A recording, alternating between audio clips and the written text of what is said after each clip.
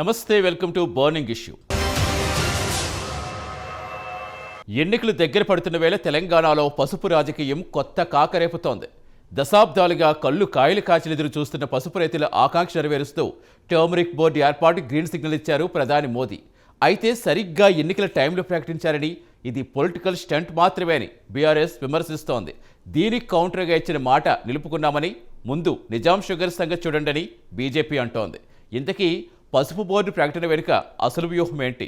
బీఆర్ఎస్కు చెక్ పెట్టేందుకే మోదీ ఈ ప్రకటన చేస్తారా? పసుపు బోర్డునే ఎన్నికల అస్త్రంగా మార్చుకుందామనుకున్న కవితకు బీజేపీ గట్టి షాక్ ఇచ్చిందా? పసుపు బోర్డు ఎఫెక్ట్ కేసీఆర్ పోటీపైన కూడా ఉంటుందా?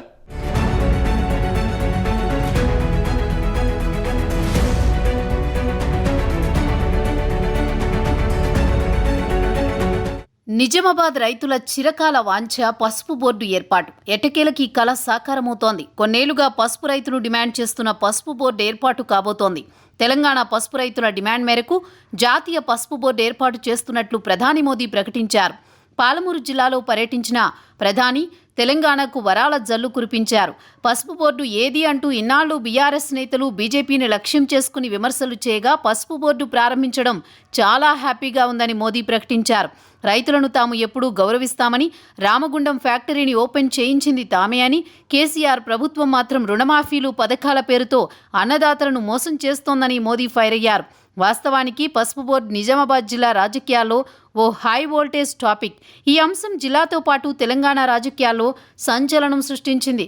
గత లోక్సభ ఎన్నికల్లో బీఆర్ఎస్ను చావుదెబ్బ కొట్టి బీజేపీకి విజయం సాకారం చేసింది కూడా ఈ పసుపు బోర్డు వ్యవహారమే కావడంతో ఈ అంశం రాష్ట్ర రాజకీయాల్లో నిరంతరం నానుతూనే ఉంటుంది. ముందు నుంచి పసుపు బోర్డు కావాలని అక్కడి రైతులు పట్టుబడుతూ వస్తున్న నేపథ్యంలో 2018లో పసుపు బోర్డు అంశం అనూహ్యంగా ఎన్నికల అంశంగా మారింది. 2017లో అప్పటి నిజామాబాద్ ఎంపీ కవిత పసుపు బోర్డు తీసుకురాలేకపోయారు. అయితే 2018లో నిజామాబాద్లో స్పైసెస్ డెవలప్మెంట్ పార్కును కేంద్రం ప్రకటించింది. దీంతో రైతులు ఆగ్రహం పెరిగింది.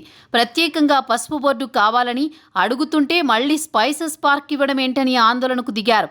ఆ ఎఫెక్ట్ అప్పటి ఎంపీ కవితపై స్ట్రాంగ్గా పడింది.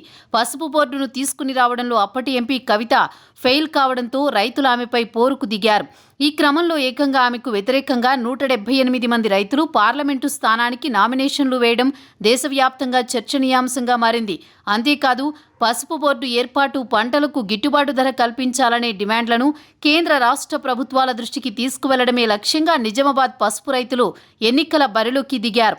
ఓవైపు కవిత ఇచ్చిన మాట ప్రకారం పసుపు బోర్డు తీసుకుని రావడంలో విఫలం కావడం, మరోవైపు అదే మెయిన్ ఎజెండాతో బీజేపీ అభ్యర్థిగా నిజామాబాద్ పార్లమెంటు స్థానం నుంచి ధర్మపురి అరవింద్ రంగంలోకి దిగడంగా రాజకీయంగా రసవత్తరంగా మారింది. దీంతో అప్పట్లో దేశవ్యాప్తంగా ఆ స్థానంలో గెలుపు ఎవరిదనేది ఆసక్తికరంగా మారింది. ఈ నేపథ్యంలో తాను గెలిస్తే కేవలం 5 రోజుల్లో పసుపు బోర్డును తీసుకుని వస్తారని బాండ్ పేపర్పై రాసిచ్చారు ఎంపీ అరవింద్. దీంతో పసుపు రైతులు మూకుమ్మడిగా ఆయనకే ఓట్లు వేశారు. ఫలితంగా కవిత ఓటమి పాలు కాగా అరవింద్ ఎంపీగా గెలిచారు. అయితే హామీ మేరకు పసుపు బోర్డు తెస్తారనుకున్న అరవింద్ ఆ తర్వాత స్పైస్ బోర్డు బెటర్ అని చెప్పడంతో అరవింద్పై గులాబీ శ్రేణులు గురిపెట్టాయి. అరవింద్కు వ్యతిరేకంగా ప్రచారాలు, ఫ్లెక్సీలతో రాజకీయ వ్యూహాన్ని మొదలుపెట్టాయి. అయితే ఆ మధ్యకాలంలో పసుపు రైతులను సమావేశపరిచి వారిని శాంతింపజేయడానికి అరవింద్ ప్రయత్నం చేసినా ఫలితం పక్కన పెడితే అది కూడా పెద్ద ఎత్తున బెడిసికొట్టింది. ఈ 4 ఏళ్లుగా బడ్జెట్లో పసుపు బోర్డు ప్రస్తావన ఉంటుందేమోనని 1000 కళ్లతో ఎదురు చూస్తున్న రైతులిప్పుడు ఎంపీ అరవింద్కు వ్యతిరేకంగా పోరును ఉధృతం చేయడం మొదలుపెట్టారు. మరోవైపు పసుపు బోర్డు తీసుకుని రావడంలో ఎంపీ అరవింద్ ఫెయిల్ అయ్యారంటూ మళ్లీ కవిత ఆ నియోజకవర్గంపై దృష్టి పెట్టారు. ఈ మధ్యకాలంలో ఆమె నియోజకవర్గంలో కార్యక్రమాలను కంటిన్యూగా నిర్వహిస్తూ గ్రౌండ్ వర్క్ చేయడం మొదలుపెట్టారు. తరచుగా యువత, ఇంకా సామాజిక వర్గాలతో ఆమె భేటీ అవుతున్నారు. సరిగ్గా ఇదే సమయంలో ప్రధాని మోదీ బీఆర్ఎస్కు, కవితకు భారీ షాక్ ఇచ్చారు. దశాబ్దాల కల నెరవేర్చుతూ పసుపు బోర్డు ప్రకటించారు. జాతీయ పసుపు బోర్డు ప్రకటించడంపై రైతులతో పాటు బీజేపీ శ్రేణులు సంబరాల్లో మునిగిపోయారు. ఉమ్మడి నిజామాబాద్, కరీంనగర్, వరంగల్ జిల్లా వ్యాప్తంగా రైతులు, కమలం కార్యకర్తలు సంబరాలు అంబరాన్నంటాయి. మోదీ చిత్రపటానికి పాలాభిషేకం చేస్తూ ప్రధానికి కృతజ్ఞతలు చెబుతున్నారు. ప్రధాని మోదీ ఈ ప్రాంత రైతులకు చేసిన మేలును ఎప్పటికీ మర్చిపోలేరని కొనియాడారు. మరోవైపు జాతీయ పసుపు బోర్డు ప్రకటనపై నిజామాబాద్ ఎంపీ అరవింద్ హర్షం వ్యక్తం చేశారు. పసుపు బోర్డు ఏర్పాటుపై ప్రధాని ప్రకటన నేపథ్యంలో పార్టీ జిల్లా కార్యాలయం వద్ద సంబరాలు నిర్వహించారు. పసుపు రైతులతో కలిసి పసుపు హోలీ సంబరాలు చేశారు. आज मैं तेलंगाना की धरती से घोषणा कर रहा हूं, केंद्र सरकार ने हल्दी किसानों के लिए हित के लिए और उनकी आवश्यकता को देखते हुए और उनके लिए भावी जो संभावनाएं हैं उसे देखते हुए नेशनल टर्मरिक बोर्ड के गठन का निर्णय किया है।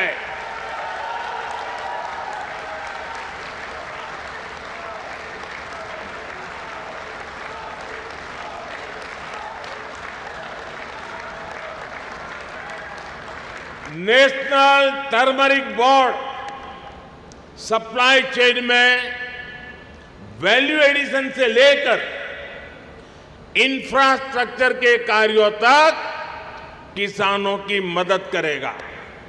మరోవైపు బీఆర్ఎస్ బీజేపీ మధ్య కొత్త పంచాయతీ మొదలైంది. ప్రధాని మోదీ నిజామాబాద్కు పసుపు బోర్డుపై వేసిన ప్రకటనతో ఈ రెండు పార్టీల మధ్య క్రెడిట్ వార్ స్టార్ట్ అయింది. పసుపు బోర్డు సక్సెస్ తమదంటే తమది అంటూ ఇరు పార్టీలు క్లెయిమ్ చేసుకోవడం ఉమ్మడి నిజామాబాద్ జిల్లా రాజకీయాల్లో హాట్ టాపిక్గా మారింది. అసలే గత ఎన్నికల్లో అభ్యర్థుల గెలుపు ఓటములను తారుమారు చేసిన అంశం కావడంతో ఈ విషయంలో ప్రధాన పార్టీలు ఆచితూచి వ్యవహరిస్తున్నాయి. ప్రత్యర్థులకు ఏమాత్రం అవకాశం ఇవ్వకూడదని బీజేపీ, బీఆర్ఎస్ ప్రయత్నిస్తుంటే మధ్యలో కాంగ్రెస్ సైతం విమర్శలతో రాజకీయాన్ని రక్తి కట్టిస్తోంది. మోదీ ప్రకటనతో ఇచ్చిన మాట నిలుపుకున్నామని బీజేపీ నేతలు చెబుతుంటే పసుపు బోర్డు విషయంలో బీజేపీ ఇచ్చిందేమీ లేదని బీఆర్ఎస్ నేతలు చెప్పుకొస్తున్నారు. దీంతో బీజేపీ, బీఆర్ఎస్ మధ్య నడుస్తున్న క్రెడిట్ వార్లో పసుపు రైతుల మద్దతు ఎవరికి అనేది ఆసక్తికరంగా మారింది. వాస్తవానికి ఎంపీ అరవింద్ పసుపు బోర్డు తీసుకురాలేకపోయారని, దీన్నే ఎన్నికల అస్త్రంగా మార్చుకుని నిజామాబాద్ నుంచి పోటీ చేయాలని కవిత భావించారు. అందుకే గత కొన్ని నెలలుగా నియోజకవర్గంలో పర్యటిస్తూ చురుగ్గా కార్యక్రమాలు చేపడుతున్నారు. ఈసారి ఎలాగైనా పసుపు బోర్డును తీసుకొస్తామని హామీ ఇస్తూ గెలిచేందుకు వ్యూహం పన్నారు. అటు కేసీఆర్ కూడా కామారెడ్డి నుంచి పోటీ చేయనున్నారు. నేషనల్ టర్మరిక్ బోర్డు, జాతీయ పసుపు బోర్డు అనౌన్స్మెంట్ నిన్న ప్రధానమంత్రి గారు చేసినాక నిజామాబాద్ పార్లమెంటు నియోజకవర్గంలో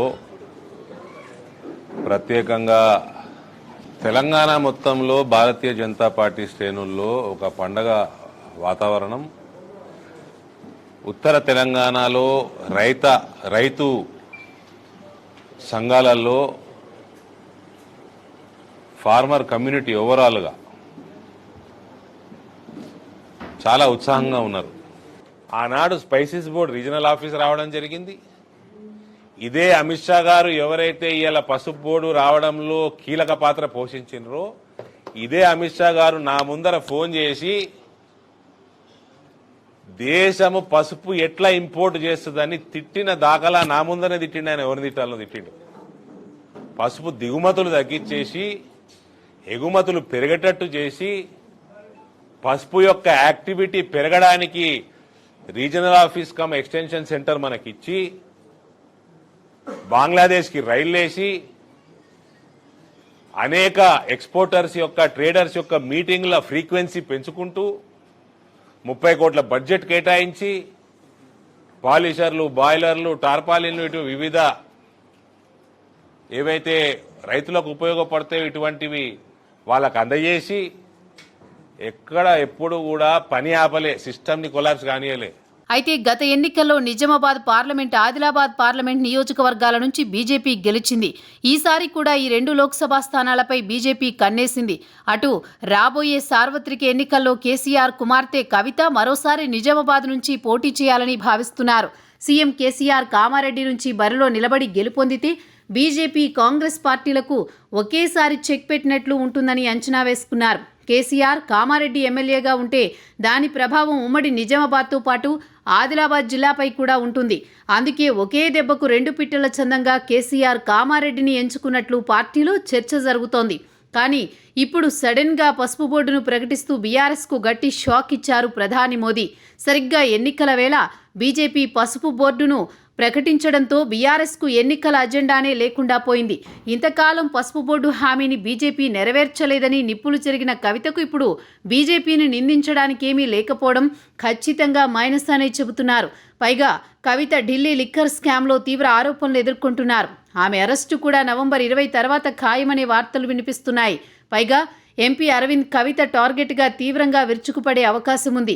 ఇప్పటికే బీజేపీ పసుపు బోర్డు ప్రకటిస్తే కవిత లిక్కర్ బోర్డు తెచ్చారని ఎద్దేవా చేశారు అరవింద్. ఎన్నికల వేళ లిక్కర్ స్కామ్ ఆరోపణలు కవితకు భారీగానే నష్టాన్ని చేకూరుస్తాయని అంటున్నారు. ఈ ప్రభావం కామారెడ్డి నుంచి కేసీఆర్ పోటీ చేయడం పైన కూడా ఉంటుందని విశ్లేషకులు అంచనా వేస్తున్నారు. మరోవైపు బీఆర్ఎస్ నాయకుల వెర్షన్ వేరేలాగా ఉంది. ఎన్నికల ముందు ప్రకటించిన బోర్డుతో కాషాయ పార్టీకి ఈసారి డ్యామేజ్ తప్పదని బీఆర్ఎస్ నేతలు వాదిస్తున్నారు. ఇక పాత హామీని ప్రధాని కొత్తదిగా చెబుతున్నారని, ఇప్పటికే హామీ ఇచ్చి ఆలస్యం చేశారని కాంగ్రెస్ అంటోంది. బీఆర్ఎస్ బీజేపీలు పసుపు బోర్డు మాటున రాజకీయాలు చేశాయంటూ ఆరోపిస్తోంది. దీంతో తాజా పరిణామాలు ఉమ్మడి నిజామాబాద్ జిల్లా పాలిటిక్స్లో సెగలు పుట్టిస్తుంటే ఈ వ్యవహారంలో పసుపు రైతులు ఏ పార్టీ పక్షాన ఉండబోతున్నారనేది చర్చనీయాంశంగా మారింది.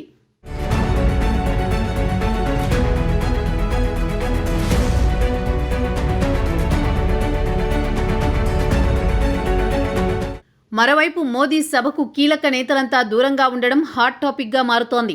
తెలంగాణ బీజేపీలో అసంతృప్త నేతల వ్యవహారం గుబులు పుట్టిస్తోంది. పార్టీలో తమకు సరైన ప్రాధాన్యత దక్కడం లేదని ఓ వర్గంలో చాలా రోజులుగా అసంతృప్తితో కనిపిస్తోంది. వీరంతా అనేకసార్లు రహస్య సమావేశాలు నిర్వహించారని వార్తలు కూడా వచ్చాయి. ఈ వ్యవహారం తెలంగాణ బీజేపీలో పెద్ద కలకలమే రేపింది. ప్రధాని మోదీ సభకు చాలామంది సీనియర్ నాయకులు డుమ్మా కొట్టారు. పాలమూరులో నిర్వహించిన ఈ సభకు మునుగోడు మాజీ ఎమ్మెల్యే కోమటిరెడ్డి రాజగోపాల్ రెడ్డితో పాటు బీజేపీ జాతీయ కార్యవర్గ సభ్యురాలు విజయశాంతి కూడా హాజరు కాలేదు. మాజీ ఎంపీ వివేక్ వెంకటస్వామి శంషాబాద్ విమానాశ్రయంలో ప్రధానికి స్వాగతం పలికి అక్కడి నుంచి ఆయన వెనక్కి వెళ్లిపోయారు. పాలమూరు సభకు హాజరు కాలేదు. ఆయనతో పాటు మాజీ ఎంపీ రమేష్ రాథోడ్, ఏనుగు రవీందర్ రెడ్డి కూడా సభకు హాజరు కాలేదు. దీంతో వీరు సభకు రాకపోవడానికి కారణాలేంటి అనేది తెలంగాణలో హాట్ టాపిక్గా మారింది. ఇప్పుడు ప్రధాని సభకు రాని వారంతా ఈ మధ్య కాలంలో రహస్య సమావేశాలు నిర్వహించిన నేతలే కావడం మరింత కలకలం రేపుతోంది. అయితే పార్టీలో చోటు చేసుకుంటున్న పరిణామాలతో చాలా కాలంగా అసంతృప్తితో ఉంటున్న ఈ నేతలు బీజేపీ అధినాయకత్వం దగ్గరే తేల్చుకోవాలని అనేక ప్రయత్నాలు చేస్తున్నారు. విశ్వసనీయ వర్గాల సమాచారం మేరకు వీరంతా బీజేపీ హైకమాండ్పై అలకబూనినట్లు తెలుస్తోంది. పార్టీలో కొత్త వారికి పెద్ద పెద్ద పదవులు ఇస్తూ తమను అధిష్టానం అస్సలు పట్టించుకోవట్లేదన్నది ఈ నేతలు అభిప్రాయపడుతున్నట్లు సమాచారం. అందుకే ఇక కేంద్రం నుంచి ఎంత పెద్దోళ్లు వచ్చినా సరే కలవడం, సభకు హాజరు కావడం లాంటి వాటికి దూరంగా ఉండాలని ఈ ముఖ్య నేతలంతా నిర్ణయించుకున్నారట. ఇందులో భాగంగానే ఇవాళ పాలమూరు సభకు గైర్హాజరైనట్లు తెలుస్తోంది. ఈ మధ్య అసంతృప్త నేతలంతా అధిష్టానంతో తాడో పేడో తేల్చుకోవడానికి సిద్ధమై పార్టీ జాతీయ కార్యవర్గ సభ్యురాలు విజయశాంతి నివాసంలో భేటీ అయ్యారనే వార్తలు వచ్చాయి. ఈ సమావేశానికి మాజీ ఎంపీలు వివేక్, కొండా విశ్వేశ్వర్రెడ్డి, కోమటిరెడ్డి రాజగోపాల్ రెడ్డి, మాజీ ఎమ్మెల్యే ఏనుగు రవీందర్ రెడ్డి హాజరైనట్లు చెబుతున్నారు. రాష్ట్రంలో మారుతున్న రాజకీయ సమీకరణాలు, పార్టీ అధిష్టానం వైఖరిపై చర్చించారట. బీఆర్ఎస్ పట్ల కఠిన వైఖరి అనుసరించకపోవడం వల్ల బీజేపీ బీఆర్ఎస్ ఒక్కటే అన్న ప్రచారానికి ఊతమిచ్చినట్లవుతోందని వారు అభిప్రాయపడ్డారట. సీఎం కేసీఆర్ను లక్ష్యంగా చేసుకుని ఉద్యమకారులంతా బీజేపీ వైపు మొగ్గు చూపారు. అయితే వారిని పార్టీ దూరం చేసుకుంటోంది. కేసీఆర్ ప్రభుత్వం అవినీతిని ఉపేక్షించే ప్రసక్తే లేదని అధినాయకత్వం మాకు స్పష్టమైన హామీ ఇచ్చింది. అయినా ఎందుకు జాప్యం జరుగుతుందో అంతు చిక్కడం లేదని ఒకరిద్దరు నేతలు అన్నట్లు చెబుతున్నారు. అధిష్టానం స్పందన కోసం 2-3 రోజులు వేచి చూడాలి. ఆ తర్వాత భవిష్యత్తు కార్యాచరణ చేపట్టాలని నిర్ణయించినట్లు సమాచారం. అధినాయకత్వం వైఖరి స్పష్టం కాకపోవడంతో అసంతృప్త సీనియర్లు వరుస భేటీలు నిర్వహించడం పార్టీ వర్గాల్లో చర్చనీయాంశమైంది. వాస్తవానికి మోదీ పాలమూరు రాకముందే తాడోపేడో తేలిపోతుందని ఈ ముఖ్య నేతలంతా భావించినప్పటికీ ఇంతవరకు తేలలేదట. దీంతో అన్నీ అనుకున్నట్లు జరిగితే వీరంతా కాంగ్రెస్ కండువా కప్పుకున్నా ఆశ్చర్యపోనక్కర్లేదనే చర్చ సైతం జరుగుతోంది. ఇప్పటికే కోమటిరెడ్డి రాజగోపాల్ రెడ్డి తన సోదరుడు ఎంపీ కోమటిరెడ్డి వెంకటరెడ్డితో టచ్లోకి వెళ్లారని, మరోవైపు విజయశాంతి, వివేక్లు కూడా సొంత గూటికి చేరాలని ప్లాన్ చేసుకుంటున్నట్లు ఊహాగానాలు వినిపిస్తున్నాయి. ఆ మధ్య మర్రిగూడ పర్యటనలో పార్టీ మార్పుపై రాజగోపాల్ స్వయంగా చేసిన కామెంట్స్కు ఇప్పుడు మోదీ సభకు రాకపోవడానికి లింకులు పెట్టి మరీ చర్చకొచ్చే పరిస్థితికి వచ్చింది. ఇవన్నీ ఒకెత్తైతే సిట్టింగ్ ఎంపీ సోయం బాపురావు సభకు రాకపోవడం $1 మిలియన్ ప్రశ్నగా మిగిలిపోయింది. ఈ నేతలంతా కలిసి ఫైనల్గా ఎలాంటి నిర్ణయం తీసుకుంటారు, ఎటువైపు అడుగులేస్తారో చూడాలి మరి. బర్నింగ్ ఇష్యూలో షార్ట్ బ్రేక్ తీసుకుందాం.